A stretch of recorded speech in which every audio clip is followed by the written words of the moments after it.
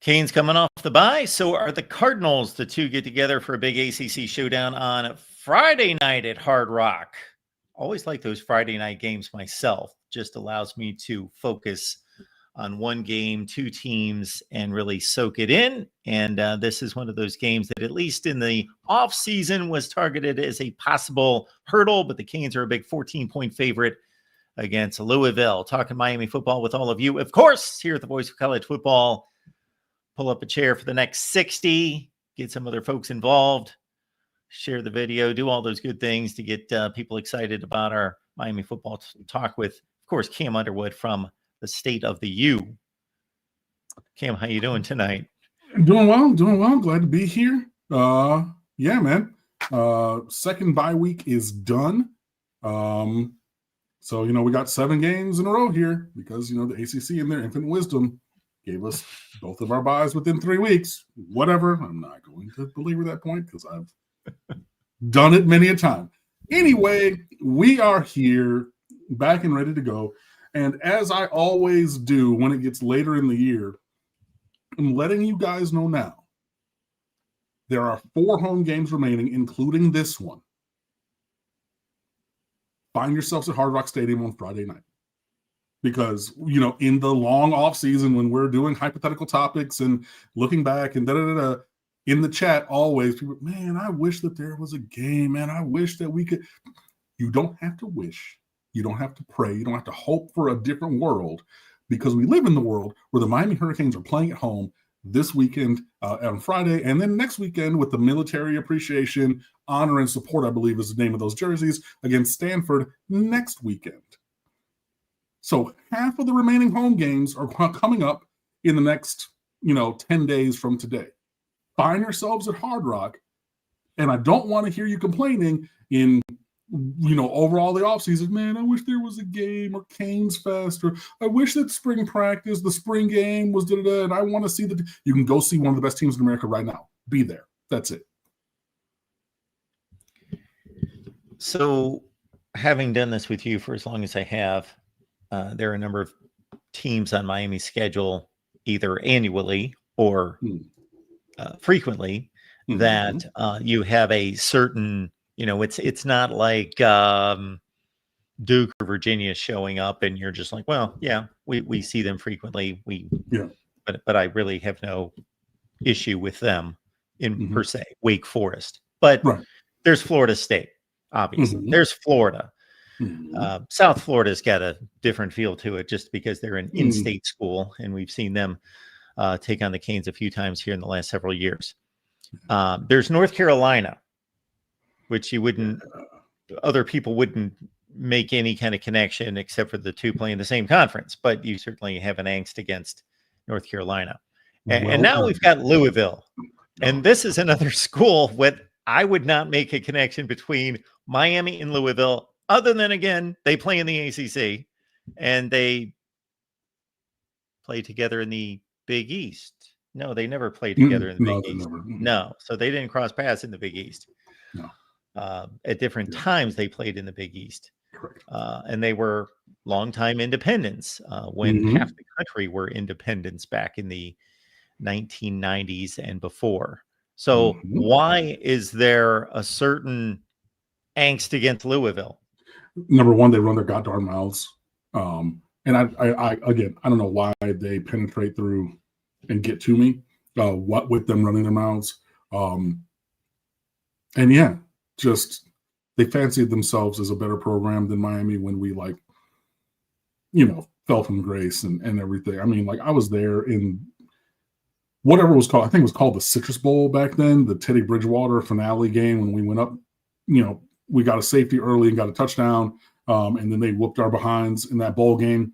Teddy B coming out for the last drive, taking a delay game, and walking to the sideline like Christ the Redeemer or Maximus from Gladiator to all of the applause of the Louisville sideline. And then, just talking shit about Miami and just I don't know, it just, they grate on my nerves. They talked all kinds of noise back in 2004. That Thursday night game, Devin Hester, the punter to beat, and he beat him, which had me really not in great vocal form for a music theory test, a sight reading test, or sight singing exam, and then chamber singers and chorale and music ed forum starting at 8 o'clock, 9 o'clock the next day. After that one, but whatever, because I was a senior. Actually, no, it wasn't the same semester as sight singing. Whatever. Anyways, went to that Thursday night game. They're talking noise and just like, yeah, all the time, like they have all the bark and none of the bite, and it just really, really, really pisses me off. And losing to a team like that multiple times in ways that we did. Yeah, I don't like them. I think that they have a way overinflated sense of self. And I'm here to humble them. So, yeah, like for all of the things, I know that they had Mario Urrutia at wide receiver the one time, and then we planted a flag on the Cardinal head, and then he had like a 55-yard touchdown and like stiff arm Brandon Harris and high stepped all the way down and everything. Look, they earned the wins that they had against us, but no, I'm here for revenge for all of the losses along the way. The next time that we whip the ass of North Carolina, we're going to have this same conversation. Like, I'm here for it. So, like, I'm a grudge holder. I remember all of these things, right? So, yeah, no, I'm here for that. I'm here for retribution. I'm here for my pound of flesh. I'm here to vet all the blood from your body. I'm here for the get back for all of those things. And this is even after beating them by one score in each of the last 2 years. Not good enough for me. I need more. Louisville, to me, has a very odd place in college football recent history. I don't know where to place them, because every school that comes to mind that I would make a comparison to, it would be strictly a record comparison. Like they're typically like fringe top 25, and I could make all sorts of comparisons in every conference, but those are typically like old schools that have been around forever and just have never been great or have not been great for long. Louisville's a very recent entry to college football, much like Miami. They kind of arrived around the same place. Not certainly not with the success. I'm not saying that in any such way. No, just talking about the chronology. I'm sorry, what's that? Just talking about the chronology of like when the program started and got. Yeah, I get it. Yeah, nobody was watching Louisville play football until like into the late 70s, early 80s, that, okay, they're starting to put together a schedule that is a national schedule, kind of like Miami, kind of like Florida State, that we're going to start playing some teams and hopefully, we've got enough to make it happen. And they started to make way and really didn't arrive in any such way until Howard Schnellenberger got there and whipped Alabama in the Fiesta Bowl. And that's when they really made somewhat of a name for themselves. And then it's been up and down, but generally they've been good. You expect Louisville to go 8-4. That's pretty much what they do most of the time. Now they'll break out and do something better than that occasionally, and they'll drop back occasionally. And obviously Lamar Jackson, Bobby Petrino, Teddy Bridgewater, they've had their runs of success, a Sugar Bowl win against Florida after the 2012 season. And I think that was just 1 year prior to the win over Miami in the Russell Athletic Bowl or whatever it was at the time in Orlando. But yeah, it's a strange football. They went to an ACC championship game a couple of years ago with Jack Plummer quarterback, and I think they won that game with the Miami game with a goal line stand like inside the 5-yard line. And then the other time, so you're telling me that they beat Miami the last 2 times? I'm forgetting the other one. I remember Miami winning. No, Miami, we've beaten them the last 2 times. Okay. But I'm still saying the vitriol of my hatred is still there, even with a winning streak against them in each of the last 2 years. I want vengeance. I want more. But I thought Louisville won the game 2 years ago at Hard Rock. Did they? The year they went to the ACC championship game. Oh, well, even more reason for us to hate them. Now I'm forgetting last year's game. What happened last year? No, okay, the shootout with we were going to boat race them and they got the field. Yeah, no, you're right. They did beat us 2 years ago. Oh, so even Even more, even better. Cool. So yeah, we have a more recent loss than even I remember. Cool. I More remember reason to last go. year's game now. That was a noon game, ABC. Yeah, Mhm. at Louisville. Yep. Yep. And there was a game in 2020 where Miami ran them out of the stadium at Louisville with De'Ara King at quarterback. Yeah, the first of the many legendary transfer quarterbacks for Miami. But yeah, I think like placing them like to the point of getting back to where you started this, I think that Louisville is a perennial, they're 8-4 ish team, like give or take, but I'd say they're 8-4. They're like an 8-4 kind of program, like 9-3, maybe a 10-2 here and there, some 7-5s, like they're about that's 8-4. what they are. Mm-hmm. But hopefully we're adding to their crooked number in the loss column. It seems as though I mentioned the Vegas line, that Vegas is catching up with Miami, that they're catching up with them, because a few weeks ago, this would not have been a 14.5 point spread, because I'm guessing Miami's pretty much beat the spread in every game. They certainly covered against Florida. They covered against South Florida. They covered against Notre Dame. What was their other game? Bethune-Cookman, there was no line, and then Florida State. Florida State, they covered that game. Mm-mm. Well, yeah, I think they were like 4.5 point favorites. They have covered in every game. 80% cover is what I see. Oh, not hitting the over, but yeah, we've won versus the spread 4 times. Huh. So I guess it would have to be then the Bethune-Cookman game, where maybe they put up a 70 or 63 point line or whatever on game, like day of game. Yeah. Or whatever. That's inconsequential. Right. Yeah. But yeah, in the games that matter, I mean, so we will see. But yeah, I do think they're catching up to us and everything. I saw, some Louisville people like, oh, well, some of the computer projections have this as like a 9.5 or a 10 point Miami win. So it's gonna be closer to like still 2 scores, my guy. But hey. Sure. But we can continue that later. I want to throw the L up, Leroy, with the super sticker. Welcome back, my brother. Saw you missed last week's show. That's all right, man. It's okay. But we're glad to have you here. Thank you, Leroy. Slug Bruce, good to see you as well. And then Leroy coming back with the super chat. Thank you so much for the contribution, sir. If the season ends well, where would you like to end up with a recruiting 27 class, and what should we focus on? If the season ends well, I would like to have the best class possible, so as close to number 1. Load. Oh, it's not loading. Focusing on for me are all of the million flip battles and things.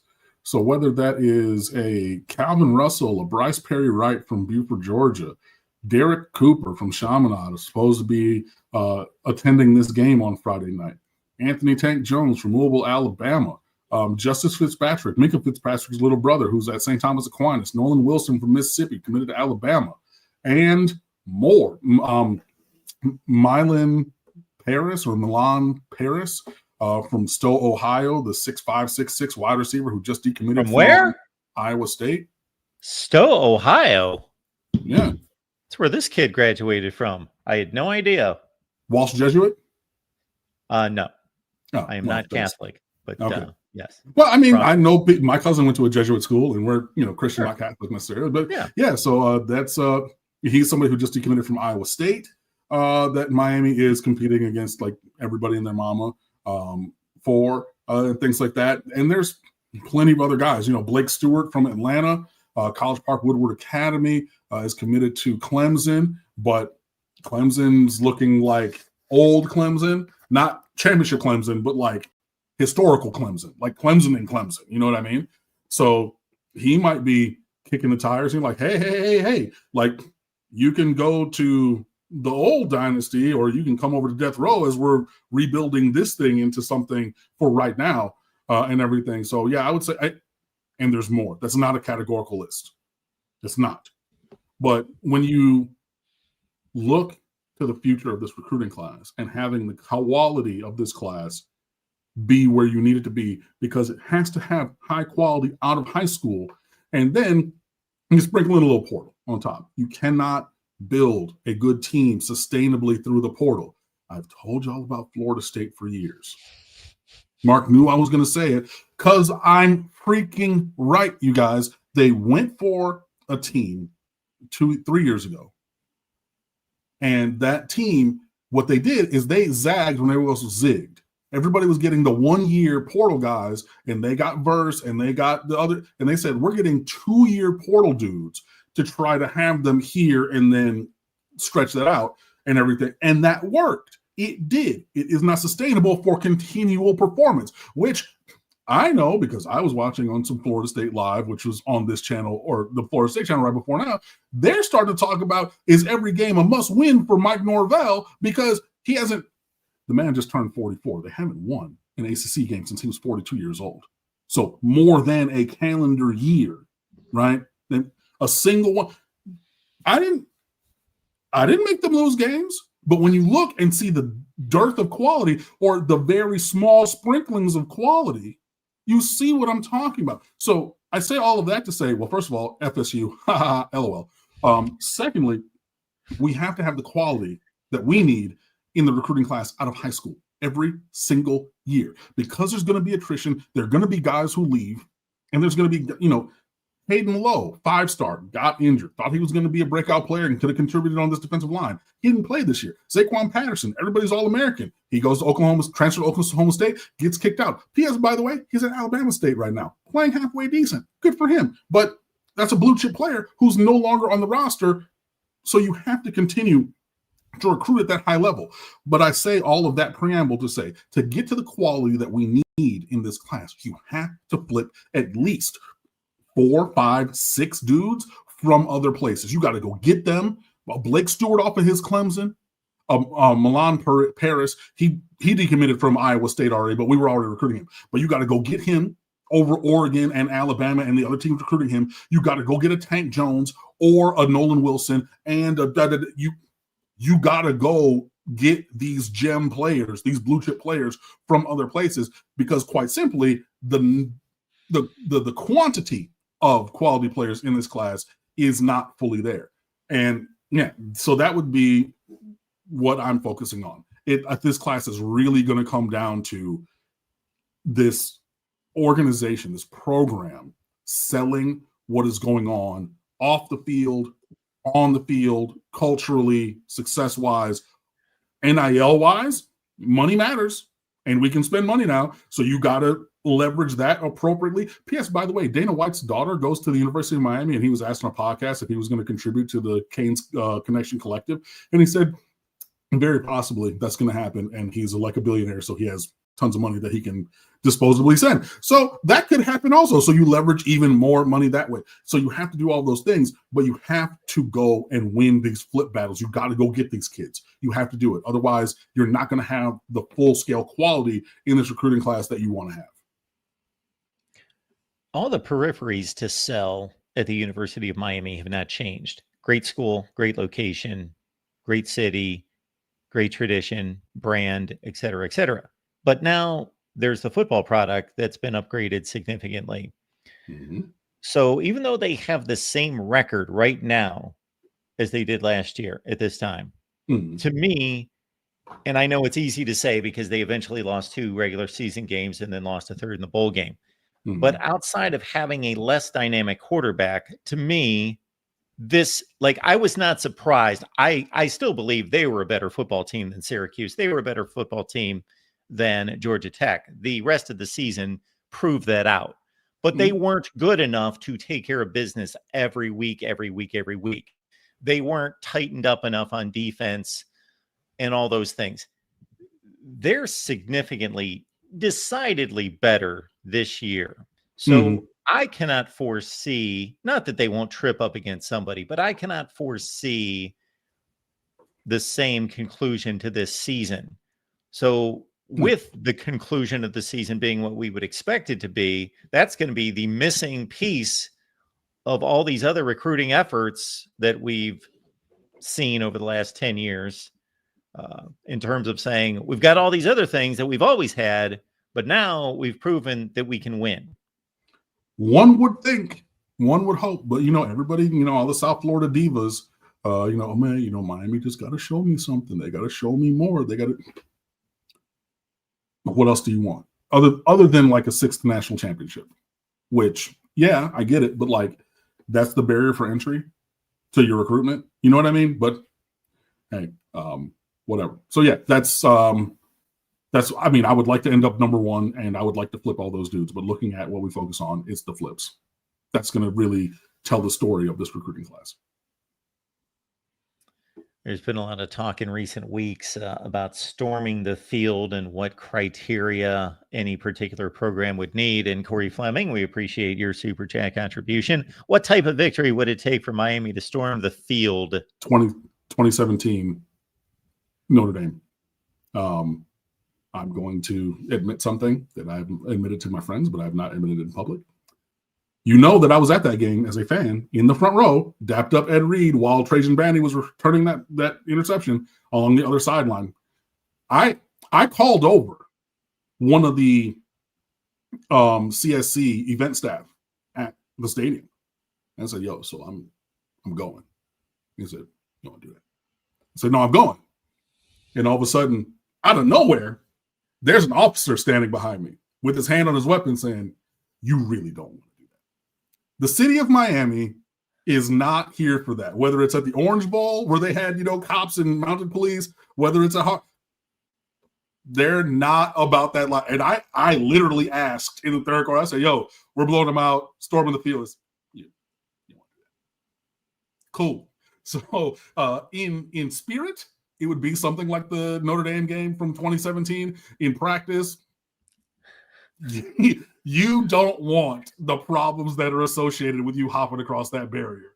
I don't know from personal experience having done it, but having spoken to the supervisor from CSC and also one of the on-staff Miami Gardens police officers who was there, that would be a sad day for you. Your body would tell the story of you trying to storm the field for a while with those bruises and broke bones.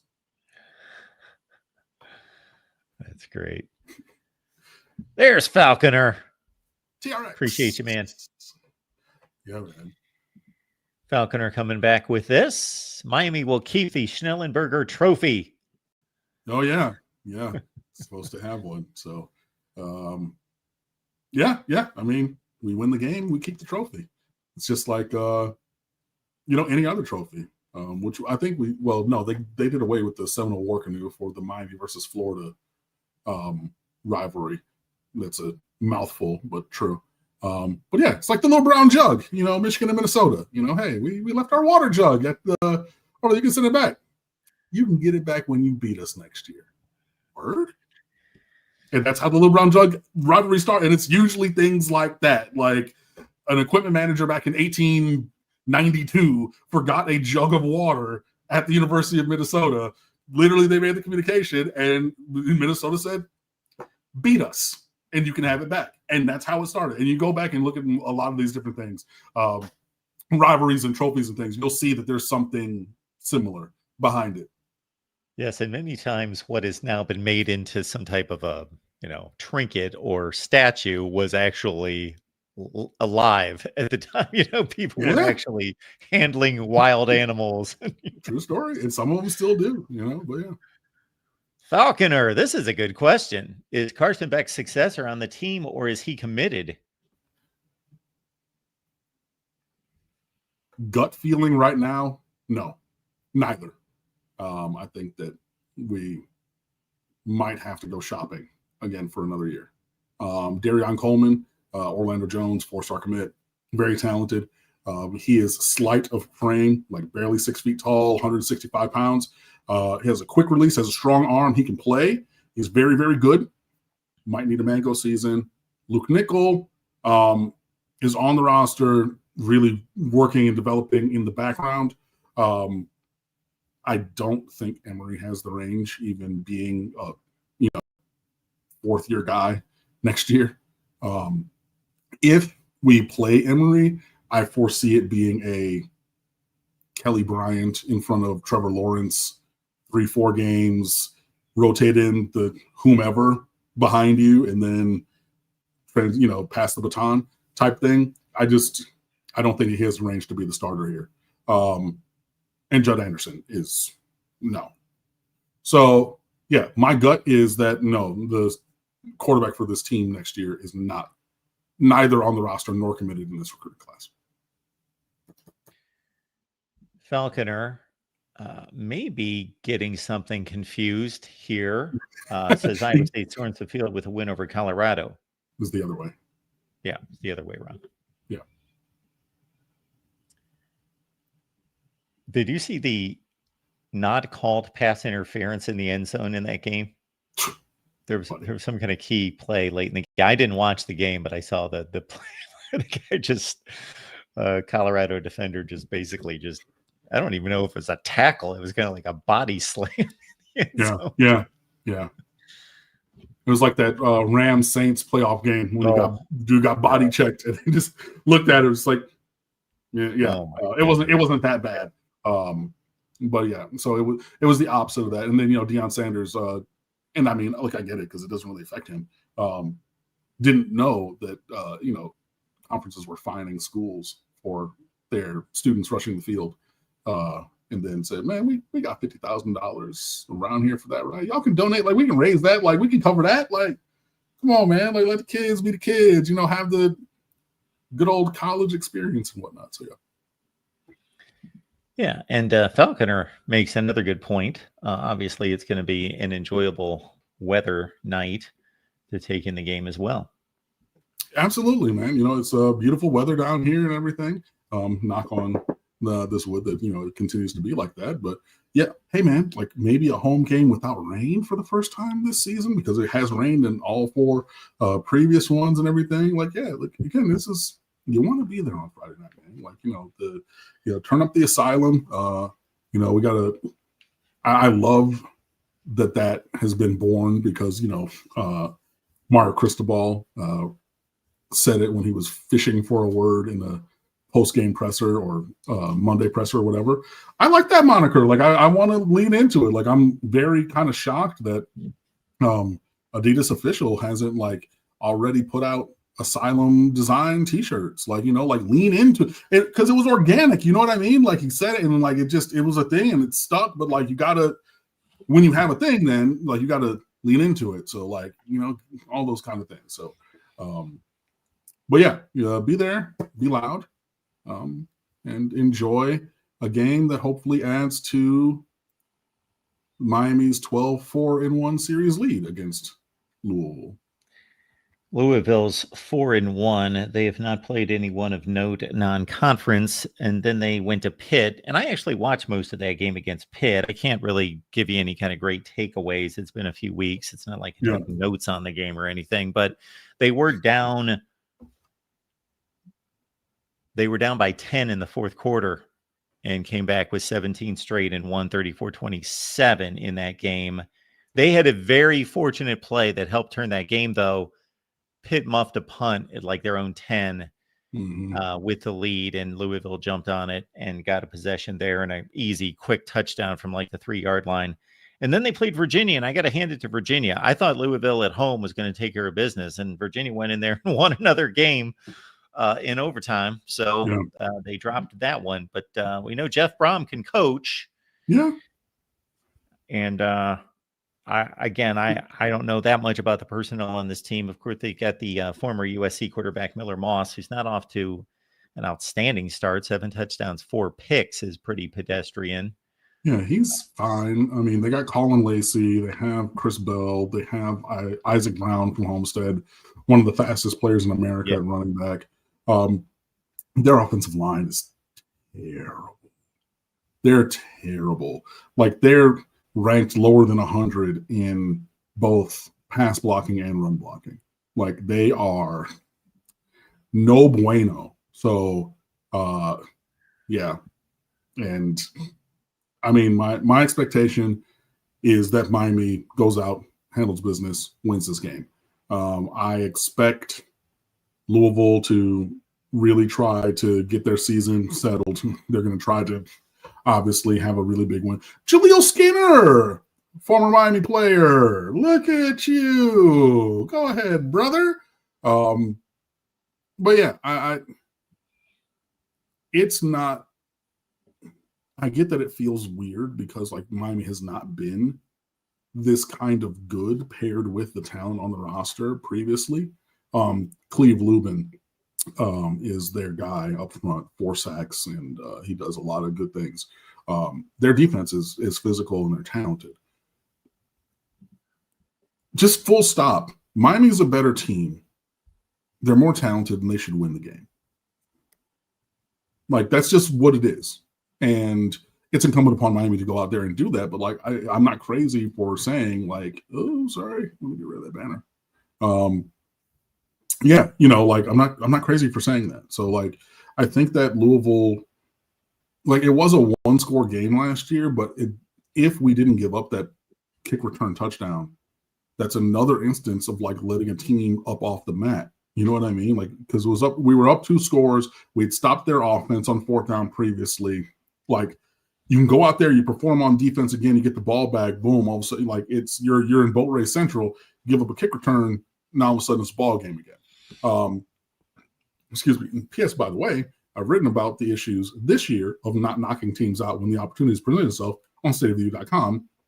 Posted this morning, hot and fresh, so you can go over there and check that out with lots of other great things. But I went down the Notre Dame game, skip Bethune because like whatever. But USF Florida and Florida State, I found 10 different possessions across those 4 games in which Miami had the opportunity to really knock the opponent out that they did not take advantage of. This is discounting the fact that they eventually got it going against USF and won 49-12. It should have, like, USF went to North Texas last week and hung 63 on them boys. It should have been closer to that for Miami in that game. And I went through and I looked at those things. We don't have much of a curative answer for it. I think we just need to keep, like, just not be stupid, really, in those instances. But, like, there have been those issues. And the issue was an issue last year as well, in not knocking teams out. Well, sometimes it was. But, yeah, you know, Louisville they're a reasonable opponent. Like, I'm not going to say that this is not Bethune-Cookman. This is not, you know, the worst of, this is not Stanford. Because, like, next week, like, I don't know how much we're going to talk about that game because if we don't win by 50 points there, like, what are we talking about? You know what I mean? Like, one of the worst teams in captivity who's, you know, no. They are not that. They're also not as good as Miami. So, yeah, Miami, I believe, should just be able to, you know, and look, they got to go out there. You got to go earn it. You know, got to start the way you got to start. I just finished a game in my Miami Dynasty when I was playing Virginia, and this Virginia team is not nearly as talented as my Miami Hurricanes because, duh, you know that. But it was 21-13 because we had a blown coverage on cover 4. They have a pure runner quarterback. Nobody was spying the quarterback. He has 96 speed. All of a sudden, he ran 85 yards for a touchdown. And I said, you know what? Cool. I need the ball all these times to go score touchdowns. Now, I ended up scoring 104 points in not a varsity game, on a Heisman level. And I'll send a screenshot because I'm playing on Heisman. But it took all the possessions to get the score where it needed to be.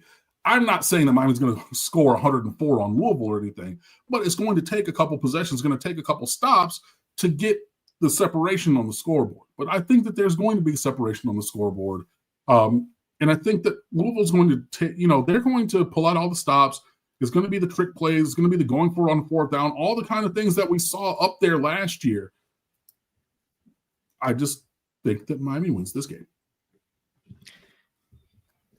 Yeah, whether I take Miami to cover the 14 and a half, or take Louisville to keep it within that scoring parameter, I'm not going to be confident either way. I think that's a pretty fair point spread. Yeah, I think I had a couple friends who were thinking it would be closer to 9.5 or 10.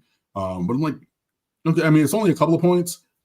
like, basically a field goal between where it was and where they were saying it should be, which is not, I mean, it's big for betting purposes, which we mentioned for, whatever. But like in functional purposes, like a 34-24 win versus like a 38-24 win for Miami, like just throwing numbers out there, it's a difference without a distinction kind of a thing. So, yeah. But I mean, again, everything I'm saying is based upon the assertion and assumption that Miami goes out and plays like the Miami Hurricanes we have seen this season, to the level of the talent on this roster, regardless of who's on the other side of the ball, right? If Miami continues to be penalized, if the refs continue not to call holding on the opposition, if Miami starts turning the ball over and loses the turnover margin and all these things, there are misses tackles on Colin Lacey or Chris Bell or Isaac Brown, blows coverages. There are ways to lose this game. If Miami plays the way that they've been playing, I don't see that as being one of them. They would have to play. It would have to be that Florida State fourth quarter, probably for the whole second half type thing. You know what I mean? Like it would have to be extended portions of the game where they're not playing like themselves, like the team that we have seen them be this year. And again, every team that Miami has beaten, save Florida State because they're trash.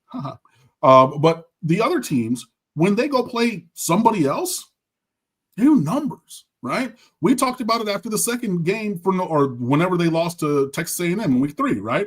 Said it was week 2. Yeah. 3. No, they had a bye after us. So it was 1 off 3. But after they lost their second game, we sat on here and said, if they run 10 in a row, people are going to be putting Notre Dame in the playoff. What are they doing now? Rolling against teams that are not Miami. Look at what Florida did, right?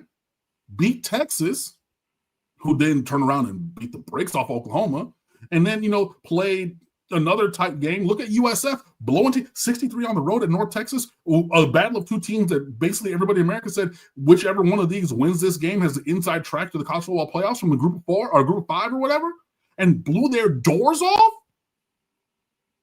But they do that when they're not playing Miami. So like Miami, another thing that I wrote, Miami are the bullies of Mario Cristobal's dreams now. Like we are the big bad. And when these teams go play somebody else, now they're able to go hoop. But Miami has to continue to be that team that we have seen so far this season. And it's for Mark and I and everybody else to talk about. The team needs to stay insulated. The team needs to not be, paying attention to the rat poison, going through their process of preparation the way that they've been doing. And then perform on, this week, Friday night, but it's incumbent upon them doing that. If they do that, I fully, wholeheartedly believe that they win this game. If some things go sideways, and could go sideways at the behest of Louisville, maybe they scheme something up, maybe they go make a play. It's possible. So I'm not going to say it's impossible to lose this game. My firm expectation is that Miami wins. The Vegas over-under is 53.5. So basically they're saying it's a 34-20 game, something in that range. That's fine for me. Yeah. Seems pretty reasonable. Yeah. I mean, I would prefer it to be. Yeah. I mean, maybe if you get 34-10, I wouldn't like that because that means we're letting up the rope in fourth quarter. But if it's like a. Yeah. But 34-20, I'm cool with. Oh, I think I know where you're headed. There are 34-20 games that are competitive games that are really good games, and somebody distances in the last 3 minutes versus games that are under control and they just happen to land at 34-20. Yeah. Right. I would like to be. And I was just thinking like numerically, like how to get there. But yeah, you know what I mean. Yeah. Falconer. Which coach is most responsible for not finishing? I don't know that it's incumbent or everybody. Yeah, we win as a team, we lose as a team. One band, one sound, type thing. It's everybody, because every area, every position on the team is attached to the not finishing, not landing knockout punches. Whether it's offensive line getting a penalty, to back up a drive, to take a conversion off of the board or points off the board. Maybe it's a wide receiver, Keelan Marion, with a illegal motion going towards the line of scrimmage on a play that Malachi Tony turns into what would have been, I'm going to keep it on his college highlights, that would have been a generational Miami-Florida State play had that score, the third one, the one that didn't count, if that had counted. Like, that was beyond. But I can look at all these guys. If you look at the piece, in the USF game, Carson Beck threw 2 interceptions in knockout situations. So that's quarterback. That's also offensive line because he got hit, by his feet on one of those. That's also wide receiver because in the second one, Malachi Tony jumped 94 feet in the air and tipped the ball that wasn't even towards him. Right?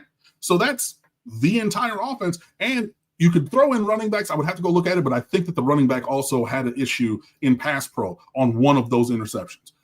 That's every position on the offense. Notre Dame game defense, linebacker, Mo Toure, let the tight end alone.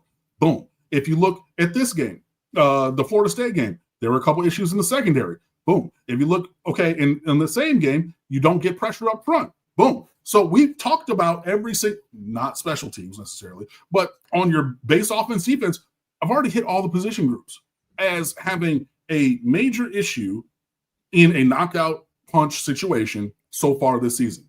So I say that to say, if every position on the field is having the negative performance, then every coach associated therewith and the head coach also bears responsibility. So there's no silver bullet. There's no one person. It's not just like, hey, you got to do this better. Everybody does. It's all because it pops up in different places. It's not just one thing over, it's not Lance Guidry with last year's secondary, right? Which I know that there were injuries, but then when you had the injuries, you had to change the scheme, and he's the guy calling the scheme, and he coached safeties, and he was in charge of the rotation, and it's not all. It's spread out evenly. So, this is why in all of these kind of pursuits, we push for perfection, not for, just passing performance. There's a video, I put it up, I talked about it before. There's a video called What It Sounds Like for an A in Music. And it's a band. And long story short, it's an all-state band, some of the best players around. And then they say, cool, each person do a 90%. So take one thing in each 4-measure section and make 10% of it wrong. Pitch, rhythm, duration, whatever. Hold it too long, too short, sharp, flat, but 1 out of every 10 notes. And it's incomprehensible music. So 90% isn't good enough. You go to mastery. That is what we teach in music. This is what we pursue in sport. Mastery. So it is not upon any one person, it's upon everybody. And we will strive for it. If you get to it, great. But we know that you're going to try to fall short, which is why we don't say, let's get to this. Isn't 2 years ago where 7-5 was okay and we're just trying to, no. We're going for perfection. And if you fall short, then it sticks out like a sore thumb. Mo Toure against Notre Dame. Carson Beck with the interceptions against it. And the poor play against Florida with him. The running game, which didn't necessarily show up at Florida State because they crashed everybody down and said, beat us with the blur. And we did. But the responsibility is spread evenly. So there is not one person who is solely responsible for the issues that have popped up. On the flip side, there is no one person who's responsible for all the successes either.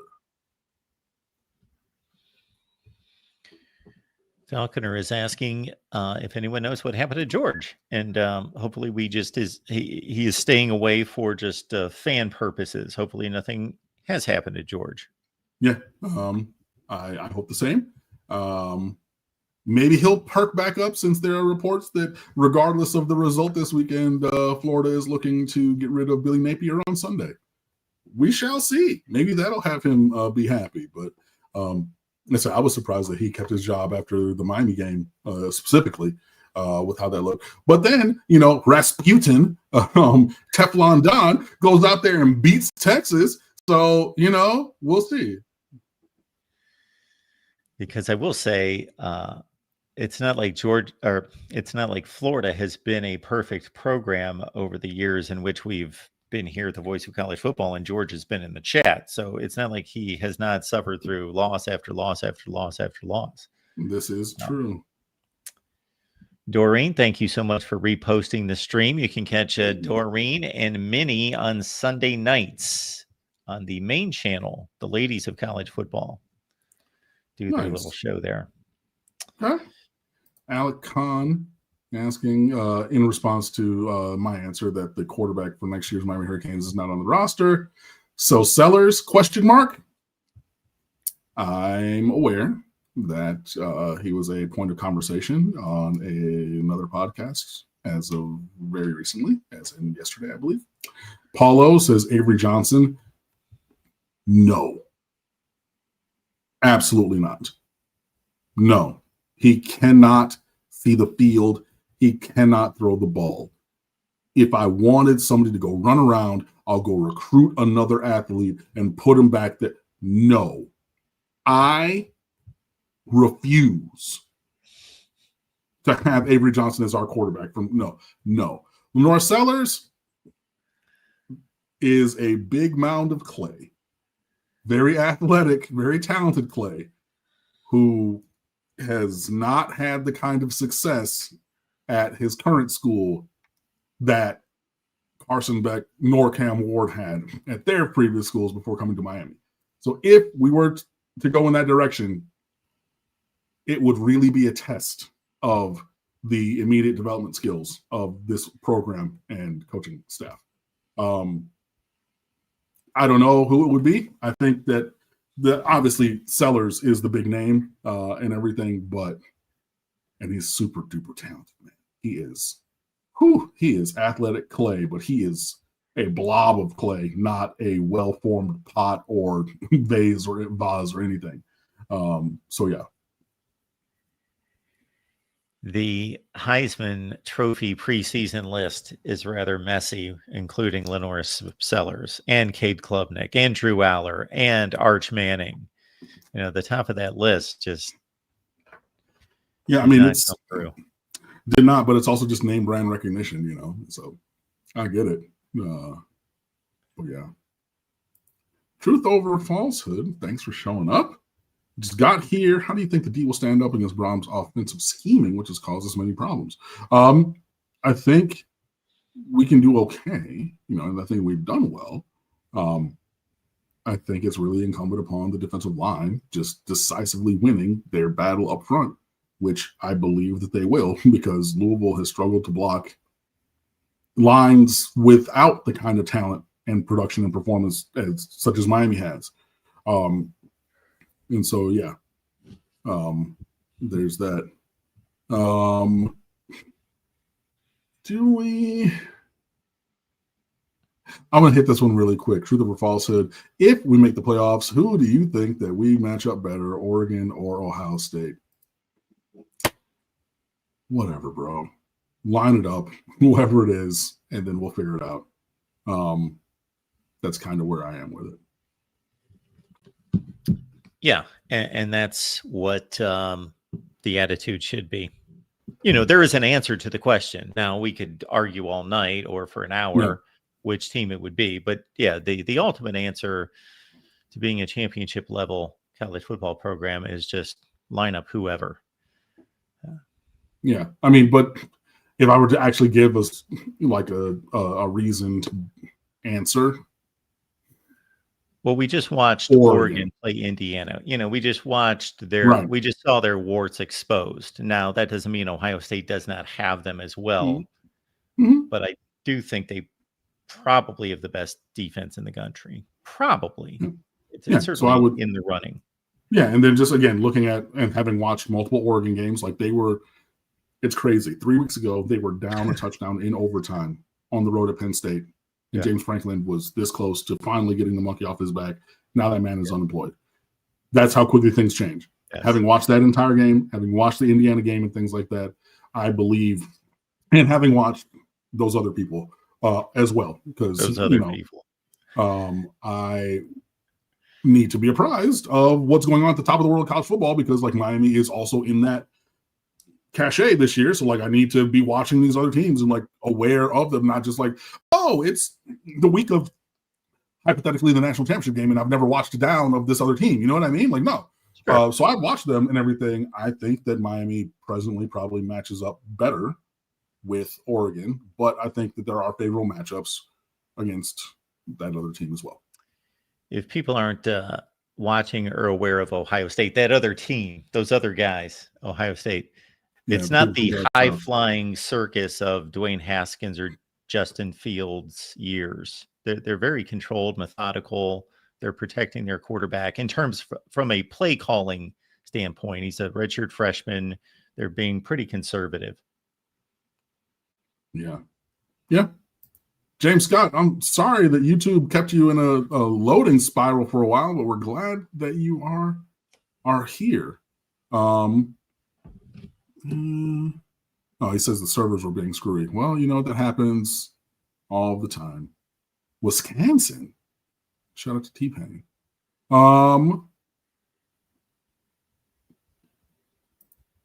Falconer, what is the best place in Fort Collins, FOCO, Colorado to watch Miami on Friday night?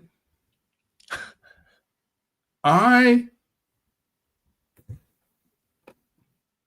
on. Why? How would you know? I have friends who live out there, and a former paramour of mine lived in that near area, and we went down to Fort Collins, and there was a brewery that was great. It was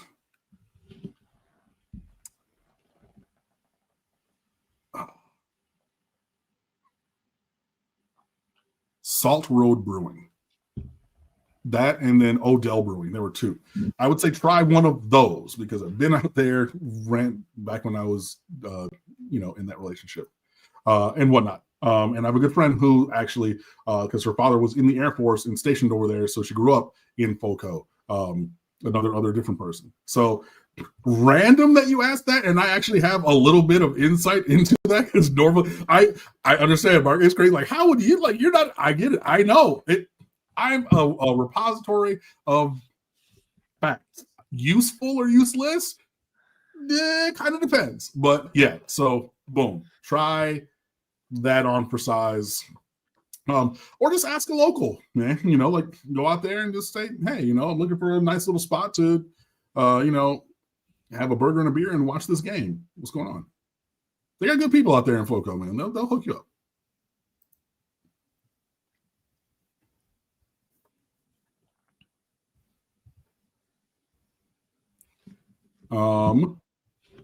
In other news, Gabriel Mendez, thank you for the super chat. Mark, how bad would you want to see Miami beat Ohio in a championship for a second time? By the way, his score prediction is Miami 38, Louisville 9.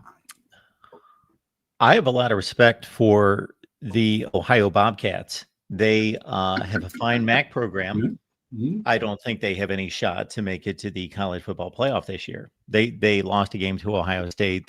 I believe lost games in the MAC, but I will give Gabriel the benefit of the doubt that he says Ohio in the way that I would, or a Michigander would, which is, because y'all say them people up north, or TTUN, that school up, or that team up north, and then Michiganders, it's beat Ohio, even though it's in scarlet and gray. So I will give him the credit of the benefit of the doubt on that. Lord Godmother. Sorry. Anytime I'm doing something, my mother's texting me. But yeah, so I'll give him the benefit of the doubt. But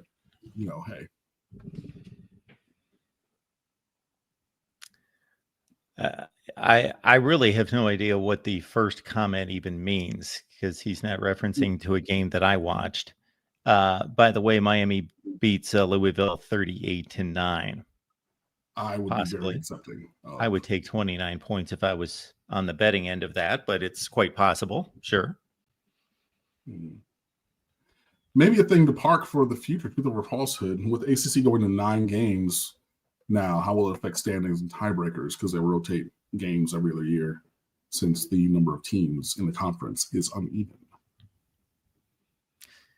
Well, my first thought about that is the more games that are played in a conference, with these conferences being as large as they are, if nothing else, it enhances and increases the legitimacy of the conference championship, because the less games you play, then the more disparity in the difficulty of the schedules. And that's what we're running into in college football right now, is there being a wide gap of disparity in difficulty of schedules across conferences. And I hate that. So that helps in that regard. I think that the Big Ten has actually attacked this issue correctly, as opposed to what's been done in the past in all conferences, where you're Virginia Tech and you're playing Boston College every year just because it's a placeholder, meaning that the ACC for years and years and years with the two divisions determined, okay, NC State and North Carolina need to play. Miami and Florida State need to play. Absolutely. There were like 3 of those that made sense. The other ones didn't have to be played just as these placeholders that mean nothing. They should have done away with that. And so the Big Ten, they were in the process of doing the same thing, where everyone had to have 3 permanent opponents. And then Oregon, Washington, USC, and UCLA showed up, and they blew up their schedule and rethought it and said, you know what? Iowa they have 3 legitimate rivals, Minnesota, Wisconsin, and Nebraska. But you know what? Penn State doesn't have any, so they don't have any. There can be flexibility to get it right. So that's what I would ask for the ACC and other conferences to do. It's a reasonable response. And yeah, I mean, we'll just have to see. You know, we saw what the SEC did with their every year opponents and whatnot. So, you know, and also on top of that, again, to my original point about the difficulty being too disparate within conferences, have a committee that crunches the numbers. So just try to build a schedule for each team that is as close to 500 of a composite schedule from the previous year's results as possible. And then also give it the nuance of making sure that the rivalries are protected. Teams are not seeing each other for 5 or 6 years. And then also maybe a committee that would put some nuance to it, understanding that Florida State's not going 2-10. Well, maybe they will go 2-10 again this year, but with some nuance of there were some outliers here last year that are maybe dragging a record in a certain direction, and we will give it some nuance. But basically, when you look at these conference schedules, let me just pontificate 30 more seconds about this. When Texas and Oklahoma joined the SEC, I looked at those 2 schedules and thought, what are they doing to these 2 teams? They're giving Texas a layup, and Oklahoma's schedule is brutal. So then I put it to math, and I showed where the previous year, if you based Texas and Oklahoma's first season in the SEC based on the previous year's results, Texas was playing a 35% winning percentage in the SEC. Their composite schedule against SEC teams only had a 35 winning percentage. Oklahoma's was a 65% winning percentage. So some people responded to the video to say, well, things change, Mark. That doesn't prove anything. Well, I understand things change and teams get better or worse. However, that's generally schools. Vanderbilt's, schools are generally stay in the same place. So what do you think ended up happening? I followed up that video after the season to say, you know what? It almost hit dead on. Texas played a 35% winning percentage in the SEC last year, and Oklahoma played a 65%. That just shouldn't happen. Yeah.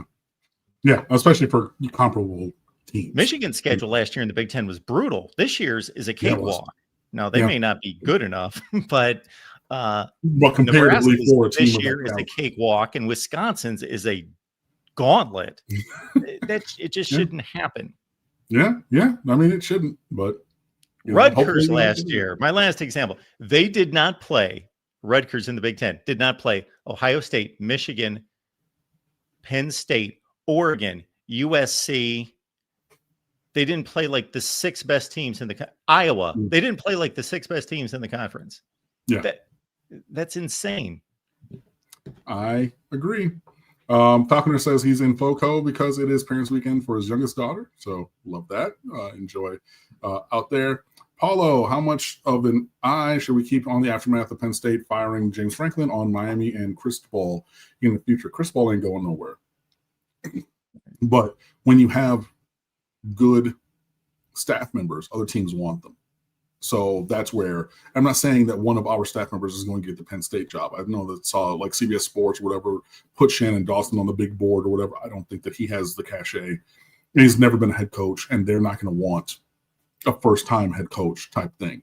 But yeah, you see guys getting poached to go elsewhere. I mean, even from the support staff, like DeMarcus Van Dyke was a support staffer, and now he's the cornerbacks coach at USF. Like, we've seen it in the past. Greg Schiano was our defensive coordinator, got hired at Rutgers years ago. Like, you're going to have that kind of movement. So I would just say, like, be on the lookout for that in general. The one thing I'm hoping is that we keep Corey Heatherman for like at least 2 more years after this year. Like, he's the one with the like meteoric rising star. Like, that is really, I think, going to be on people's radars for, hey, we want this guy to come be our coach. And if he continues to perform here, I mean, it's going to be hard to keep him from the big seat of a head coaching job for very long. We are headed toward possibly an unprecedented carnage of huge job openings, like major programs: Florida State, Penn State, Wisconsin, Oklahoma State, Virginia Tech, maybe Auburn, Arkansas, UCLA. Like, yeah. I mean, shoot, Michigan State potentially, even like, I mean, yeah, anything like that. Yeah, no, it's going to be.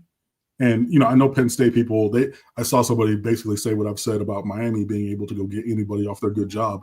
They basically said the same thing. Like, yo, we are in Penn State, in State College, so we can go get pretty much anybody. There are, some qualifiers that I would add to that, but like the general mentality of most everybody being fair game in their paradigm of searching does make sense. It will be interesting which way they go, because the athletic director has made it very clear. You need to win Big Ten championships here and a natty.